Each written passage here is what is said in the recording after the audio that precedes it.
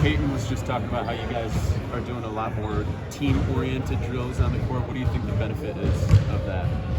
Just having an understanding how on the court each guy has a positive or negative effect on the guy next to them, whether it's with their energy, their communication, their effort, their spacing, their execution. So just building an awareness to those things and trying to, maintain a level of being a connected team, and then how long can we stay being connected.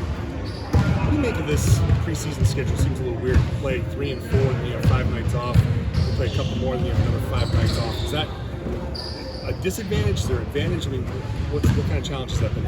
It's been fun. I enjoy it actually because I think for a long time training camp ends the first game of the preseason, whereas like training camp for us we wanted to come in as the whole month, and so using the entire month to simulate different situations during the season and then work on different stuff. So I feel like by the end of our training camp we'll have gone through small pockets of the season, which will help us. Do you have an idea how you'd want to attack the last 2 games? You needed a full dress rehearsal from your main core at any point? The more we can get them on the floor together, just working together and feeling each other out from a connected standpoint. But like I said, during training camp, we've been able to really, really do that in practice, and trying to simulate, game-like situations in there. And so I'm confident where those guys are at from a connectivity standpoint because of how hard they've worked in training camp.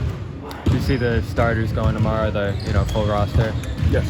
And what did you see in those first 3 games, in terms of setting an emphasis for this week? What was the biggest thing you pulled away from those? What was the biggest thing you pulled away from those first 3 preseason games that set an emphasis for this week? Just a relatively good mindset, competitive nature, really good carryover from the objectives that we want to emphasize during the game, and a heightened awareness to situational basketball on both ends of the floor. And where do you think the team still needs to come the furthest? I don't know.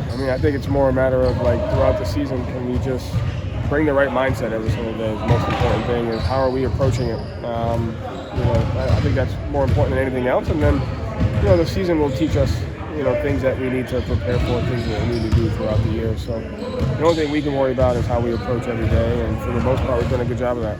D'Angelo Russell said that he wants to beat Derrick White this season. Basically said he makes winning plays all the time.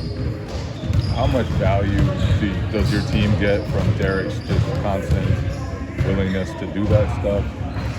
And what do you think makes him a good role model for another guy around the league? Just humility, body language, and his dependability. And so you can rely on him every single day.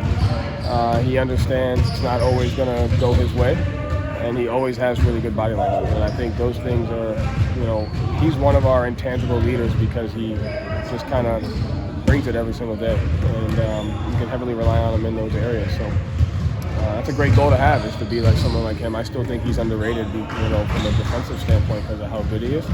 And hopefully as he continues to grow offensively, we can see a different side of him as well. Yeah. How hard is it to do the little stuff right, like every possession, like trailing screens and contesting from behind, all the stuff that he does? No, it's really hard. It's really hard, and he is really good at, since he's gotten here, has really bought into what our defensive system is, and because of his growth, and really all our guys, we've been able to enhance it a little bit.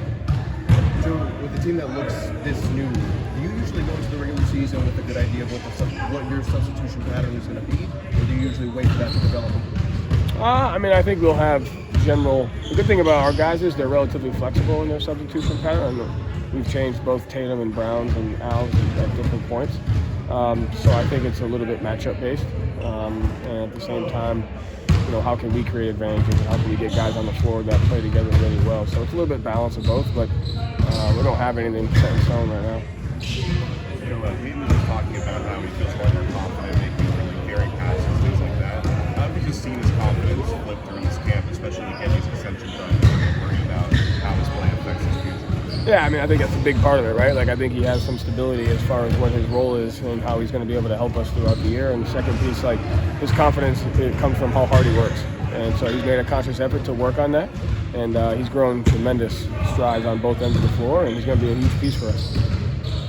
The shift that Peyton mentioned, away from individual work a little bit to more team stuff, what kind of led you to focus on that during camp? It's 5-on-5 when we play in the games, not 1-on-1. Simple as that. How can we put ourselves in more situations to where we simulate game-like environments based on different coverages and how we play off of each other. And so that's I thought that was the most important thing on the offensive end heading into this year. Is that an adjustment from like last year?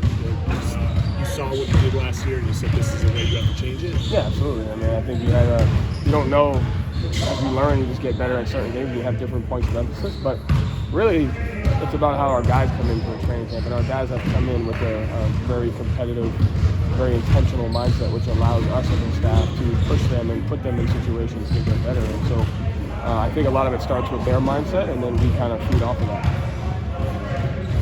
Thanks, Drew. Yep, thank you.